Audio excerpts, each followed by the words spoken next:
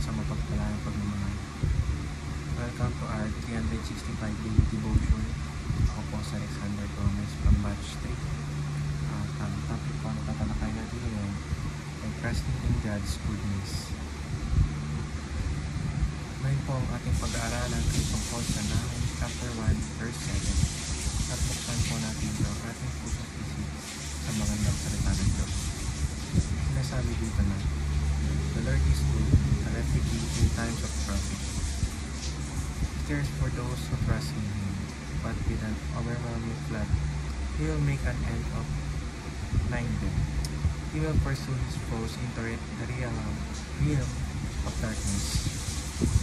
Or sa Tagalog, ang Panginoon ay mabuti, matibay, siyang kanlungan sa oras na kagipitan, at inaalagaan niya ang nananalig sa Kanya. Para siyang lumaragas ang baha na lubusang pupuksain ang kanyang mga kaaway. Tutugisin niya sila hanggang mamatay. Sinasabi sa verse na napakabuti ng ating Panginoon. Maasahan natin siya sa lahat ng bagay. At nandiyan siya palagi para sa atin. Ngunit kung ituturing natin siyang kaaway, ay matindi rin ang kanyang kapatid. In short, kapag nasa piling tayo ng Panginoon, ang lahat ay magaan at kabaliktaran naman kung tataliwas tayo sa Kanya. Teaching number 1. God's very nature is good.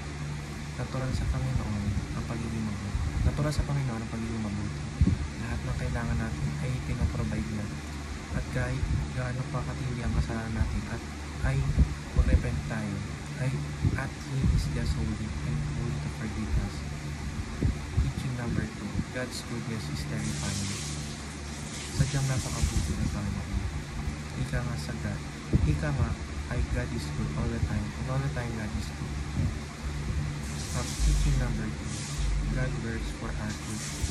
Kahit minsan ang plano ng Panginoon ay hindi umaayon sa atin, dapat magtiwala tayo na hindi tayo kailanman papahamak ng Diyos. Ang plano niya ay mas maganda sa plano natin para sa ating sarili, at lahat ng ito ay makakabuti sa atin. He knows what is best for us. Application number 1. Trust in God for He is good.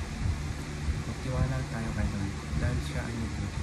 Hindi niya tayo kailanman bibigyan ng mga pagsubok na hindi natin kakayanin, at hindi niya tayo lalagay sa posisyon na makakasama sa atin. Application number 2. Trust in God in the midst of suffering. Madalas kapag pinanghihinaan tayo ng loob, ay nawawala ang ating tiwala natin sa Diyos. Ngunit sa mga puntong ito, dapat mas tumibay at lumalawak ang pananampalataya natin sa Kanya. Pakita natin sa Lord na nagtitiwala tayo sa Kanya, at kailanman hindi niya tayo bibigyan. Application number 3. Trust in God for His justice prevails. Kapag may mga nakagawa sa atin ng hindi maganda, pagpaubayan natin sa Lord sapagkat alam niya ang dapat gawin. Huwag na tayo maghiganti kung ano pa man, dahil ang Lord na ang bahala sa atin.